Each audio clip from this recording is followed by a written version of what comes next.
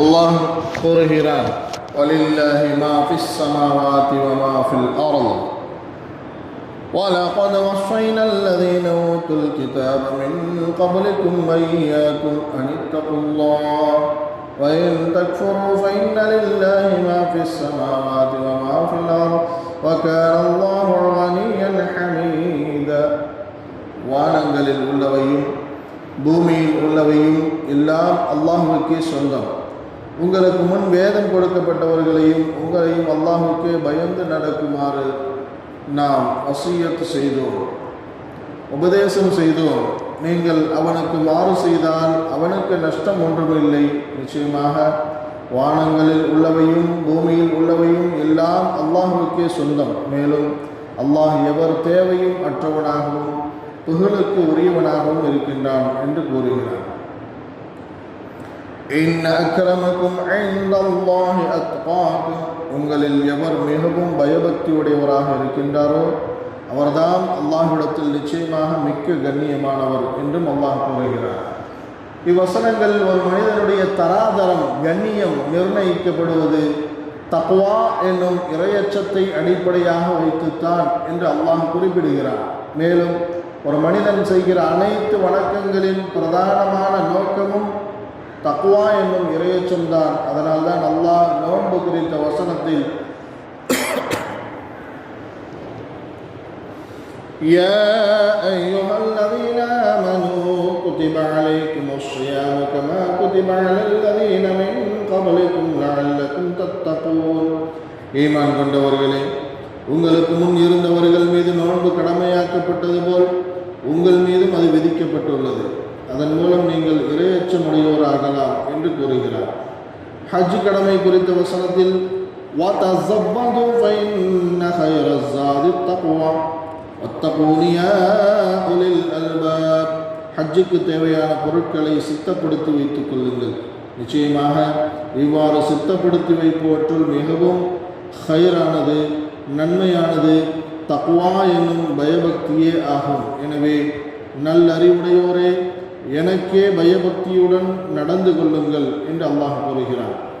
இறை கடமைகளில் அடிப்படையானது தக்வாவுடன் நடந்து கொள்வது, அதை பிறருக்கு போதிப்பதுமாகும்.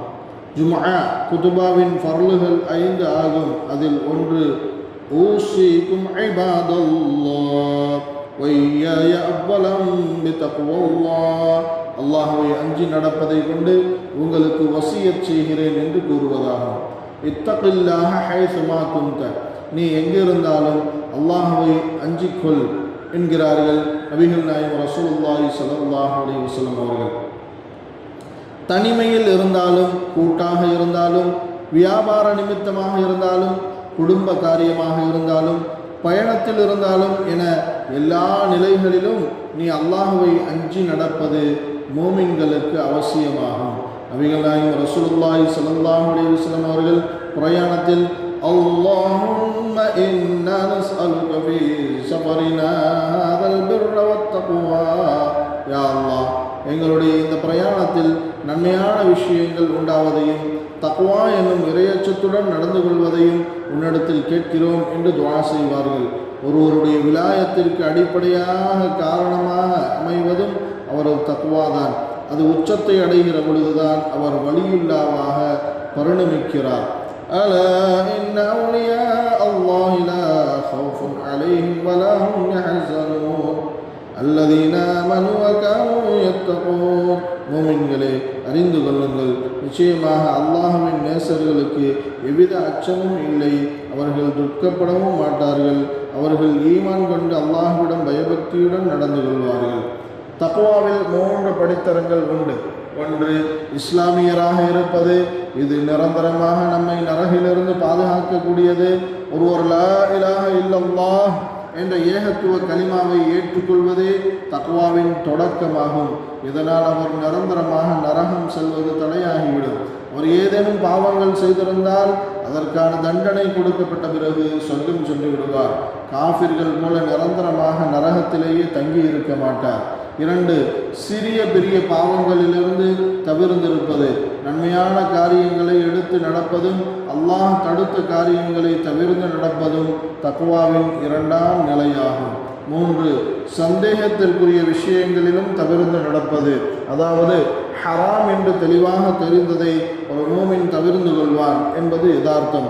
ஆனால் இது ஹராமா ஹலாலா என்று சந்தேகத்திற்குரிய விஷயங்களையும் தவிர்த்து நடப்பது தக்வாவின் உன்னத நிலையாகும். தக்வா என்பது ஒருவனது பேச்சை கொண்டோ நடைமுறைகளை கொண்டோ அறிந்து கொள்ள முடிகிற வெளிப்படையான விஷயம் அல்ல, அது அவனது உள்ளத்தோடு சம்பந்தப்பட்டதாகும். பெருமானார் ஸல்லல்லாஹு அலைஹி வஸல்லம் அவர்கள் தக்வா எங்கே உள்ளது என தங்களது மார்பின்பால் சுட்டி காட்டி சொன்னார்கள். நாம் தொழுகிறோம், ஆனால் நமது உள்ளம் எங்கோ சுற்றுகிறது. இப்போது நமது தக்வாவின் நிலை எவ்வாறு உள்ளது என்பதை நாம் சிந்தித்து பார்க்க வேண்டும். பனு இஸ்ராயல்களின் காலத்தில் நடைபெற்ற ஒரு சம்பவத்தை நபி அவர்கள் கூறினார்கள். ஒரு காலத்தில் 3 மனிதர்கள் நடந்து சென்றனர். அப்பொழுது மழை பொழிந்தது.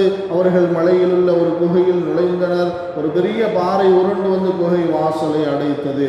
அப்போது அவர்கள் தங்களுக்குள், நீங்கள் செய்த நல்லறங்களில் மிக சிறந்ததை கூறி அல்லாஹ்விடம் பிரார்த்தியுங்கள் என்றனர். அவர்களில் ஒருவர், யா அல்லாஹ், எனக்கு வயது முதிர்ந்த பெற்றோர் இருந்தனர். நான் ஆடு மேய்க்க வெளியே சென்று விட்டு பிறகு வந்து பால் கறந்து பால் பாத்திரத்தை பெற்றோரிடம் கொண்டு வருவேன். அவர்கள் அருந்துவார்கள். பிறகு குழந்தைகளுக்கும் குடும்பத்தாருக்கும் என் மனைவிக்கும் கொடுப்பேன். ஓர் இரவு தாமதமாக வந்தேன். பெற்றோர் உறங்கிவிட்டனர். அவர்களை எழுப்புவதை நான் விரும்பவில்லை. குழந்தைகள் பசியால் என் காலடியில் அழுதனர். விடியும் வரை இதே நிலை நீடித்தது. இறைவா, யா அல்லாஹ், நான் இதை உன்னுடைய திருப்தியை நாடி செய்திருப்பதாக நீ அறிந்தால் நாங்கள் வானத்தை பார்க்கும் வகையில் ஒரு இடைவெளியை ஏற்படுத்து என்று கூறினார். அவ்வாறு அவர் கூறியதும் பாறை சற்று விலகி இடைவெளி உண்டானது. மற்றொருவர், யா அல்லாஹ், என்னுடைய தந்தையின் உடன் பிறந்தாரின் மகளை எந்த ஆணும் எந்த பெண்ணையும் விரும்புவதை விட நான் அதிகமாக விரும்பினேன் என்பதை நீ அறிவாய். அவள் தனக்கு 100 தீனார் தரும் வரை தன்னை அடைய முடியாது என்றால் நான் உழைத்து 100 தீனாரை திரட்டினேன். அவளுடைய 2 கால்களுக்கு இடையே நான் அமர்ந்தபோது, அல்லாஹ்வை அஞ்சிக்கொள், உரிய முறையின்றி முகத்திரையை உடைக்காதே என்று அவள் கூறினாள். உடனே அவளை விட்டு நான் எழுந்து விட்டேன். இதை உன்னுடைய திருப்தியை நாடி நான் செய்திருப்பதாக நீ அறிந்தால் இந்த சிரமத்தை நீக்கி என்று கூறினார். அல்லாஹ் அவர்களை விட்டும் 3 2 மடங்கு சிரமத்தை நீக்கினார். 3ஆவது, யா அல்லாஹ், நான் 3 சாவு கேழ்வரகு கூலிக்கு ஒரு வேலையாளை அமர்த்தினேன். கூலியை நான் கொடுத்தபோது அதை அவர் மறுத்து விட்டார், சென்று விட்டார். அந்த கேழ்வரகை பயிர் செய்தேன். அதன் வருமானத்தில் மாடுகளையும் அதை மேய்ப்பரையும் விலைக்கு வாங்கினேன். பிறகு அவர் வந்து, அல்லாஹ்வின் அடிமையே, என்னுடைய கூலியை கொடு என்றார். இந்த மாடுகள், அதை மேய்ப்பவர்கள் எல்லாம் உமக்குரியவை, எடுத்துச் சொல்லும் என்று கூறினேன். அதற்கு அவர், என்னை கேலி செய்கிறீரா என்று கேட்டார். நான் உன்னை கேலி செய்யவில்லை, இவை உமக்குரியவைதான் என்று கூறினேன். யா அல்லாஹ், இதை நான் உன்னுடைய திருப்தியை நாடி செய்திருப்பதாக நீ அறிந்தால் எங்களை விட்டும் இந்த சிரமத்தை நீக்கி என்று கூறினார். முழுமையாக சிரமம் விலகியது என்று நபிகள் நாயகம் ரசூலுல்லாஹி ஸல்லல்லாஹு அலைஹி வஸல்லம் அவர்கள் கூறினார்கள். இந்த ஹதீஸில் வருகிற 3 நிகழ்வுகளிலும் அம்மூவரும் இறைவனை அஞ்சி இறைவனுக்காக அக்காரியங்களை செய்துள்ளார்கள். அவை தக்வா அடிப்படையில் அமைந்ததால் அல்லாஹ் அவர்களுக்கு உடனடியாக பதில் அளித்தார்.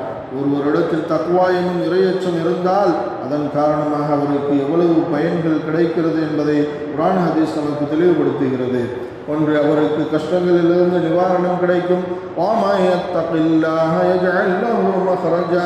எவர் அல்லாஹ்வுக்கு அஞ்சி நடக்கின்றாரோ அவருக்கு அவன் தக்க ஒரு வழியை உண்டாக்குவான். 2, அவருக்கு எதிர்பாராத வகையில் ரிஸ்க் கிடைக்கிறது. அத்தகையவருக்கு அவருக்கு எண்ணிராத புறத்திலிருந்து அவன் உணவு வசதிகளை அளிக்கிறான். 3, அவருடைய காரியங்களை லேசாக்கப்படுகிறது.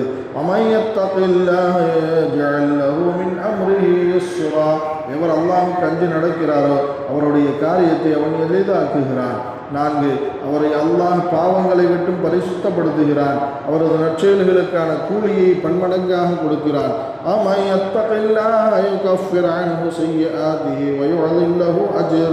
அவரை அவருடைய பாவங்களை விட்டு நீக்கி அவருக்கு நற்கூலியை மகத்தானதாக்குகின்றான். 5, அவருக்கு எதிரிகள் செய்கிற சூழ்ச்சிகள் எந்த இடையூறும் தராது.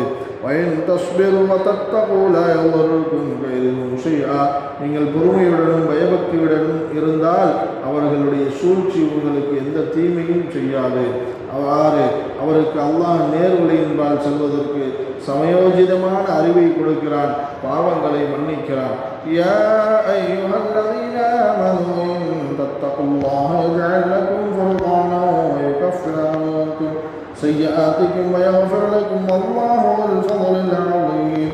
ஈமான் கொண்டவர்களே, நீங்கள் அல்லாஹ்வுக்கு அஞ்சி நடந்து கொள்வீர்களானால் அவன் உங்களுக்கு நன்மை தீமையை பிரித்தறிந்து நடக்கக்கூடிய நேர்வழி காட்டுவான். இன்னும் உங்களை விட்டும் உங்கள் பாவங்களை போக்கி உங்களை மன்னிப்பான். ஏனெனில் அல்லாஹ் மகத்தான அருட்கொடையுடையவன். 7 அவருக்கு அல்லாஹ்வை கற்றுக் கொடுக்கிற ஆசானாக மாறுகிறான். வத்தகுல்லாஹ் வ யுஅல்லிமுகுமுல்லாஹ் அல்லாஹு பிகுல்லி ஷைஇன் அலீம். அல்லாஹ்வுக்கு அஞ்சி கொள்ளுங்கள், ஏனெனில் அல்லாஹ் தான் உங்களுக்கு நேரிய இவ்விதிமுறைகளை கற்றுக் கொடுக்கின்றான். தவிர அல்லாஹ்வே எல்லா பொருட்களையும் பற்றி நன்கு அறிபவன். 8 அவருக்கு பலவிதமான இன்பங்களுடைய சொர்க்கம் வாக்களிக்கப்படுகிறது. مثل الجنة التي وعد المتقون فيها أنهار من ماء غير آسن وأنهار من لبن لم يتغير طعمه وأنهار من خمر لذة للشاربين وأنهار من عسل مصفى ولهم فيها من كل الثمرات ومغفرة من ربهم كمن هو خالد في النار وسقوا ماء حميما فقطع أمعاءهم. பயபக்தியுடையவர்களுக்கு வாக்களிக்கப்பட்டுள்ள சுவர்க்கத்தின் உதாரணமாவது அதில் மாறுபடாத தெளிந்த நீரை கொண்ட ஆறுகளும் தன் சுவை மாறாத பாலாறுகளும் அருந்துவோருக்கு இன்பமளிக்கும் மதுரச ஆறுகளும் தெளிவான தேன் ஆறுகளும் இருக்கின்றன. இன்னும் அதில் அவர்களுக்கு எல்லா விதமான கனிவகைகளும் தங்கள் இறைவனின் மன்னிப்பும் உண்டு. இத்தகையோர் நரகத்தில் எவன் என்றென்றுமே தங்கி இருந்து கொதிக்கும் நீர் புகட்டப்பட்டு அதனால் குடல்கள் எல்லாம் துண்டு துண்டாகி விடுமோ அவனுக்கு ஒப்பாவாரா? ஆக இவ்வுலக மறு உலக வாழ்வின் மேன்மைகளை பெற்ற ஒரு மூமின் தக்வாவை கடைபிடிப்பது மிக அவசியமாகும். எல்லா காரியங்களிலும் இறையச்சம் அவசியம், ஆனாலும் குறிப்பாக 2 விஷயங்களில் அது மிக அவசியம் என்பதை குர்ஆன் ஹதீஸ் நமக்கு சுட்டி காட்டுகிறது. ஒன்று, ஷஹாவத் என்னும் ஆசைகளை மனோ இச்சைகளை அடக்குகிற விஷயத்தில், அதாவது பாவம் செய்வதற்கான எல்லா சூழலும் ஒருவனுக்கு அமைந்திருக்கிறது.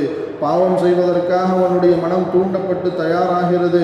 யாரும் அவனை பார்க்கவும் இல்லை, தடுக்கவும் இல்லை. இந்நேரத்தில் அவன் தனது இச்சைகளை அடக்கி அல்லாஹ்வை பயந்து அப்பாவத்தை செய்யாமல் விட்டுவிட்டால் அது தக்வாவின் மேன்மையான நிலை. இப்படி ஒருவன் அல்லாஹ்வுக்காக வேண்டி மட்டுமே பாவங்களை செய்யாமல் விடுவது உன்னதமான நிலையாகும். இது விபச்சாரம் போன்ற பாவங்களில் மட்டுமல்ல, நாம் சாதாரணமாக கருதும் புறம் பேசுதல் போன்றவற்றிலும் இருக்க வேண்டிய நிலையாகும். இந்த உன்னதமான நிலையில் அடைவதற்காக பெரிய விலை கொடுத்தவர்கள் நபி யூசுப் அலைஹிஸ்ஸலாத்து வஸ்ஸலாம் அவர்கள். ஒன்று, அவர்களை அடையாளம் கண்டு குற்றம் கூறுகிற நிலையில் இல்லாத வெளியூரில் இருந்தார்கள். 2, சரியான இளமை பருவத்தை அடைந்த வாலிபராக இருந்தார்கள். 3, அவர்களை விபச்சாரத்திற்கு அழைத்தது அழகான பெண்மணி. 4, அவர்களை அழைத்தது அந்தஸ்திலுள்ள ஒரு பெண்மணி.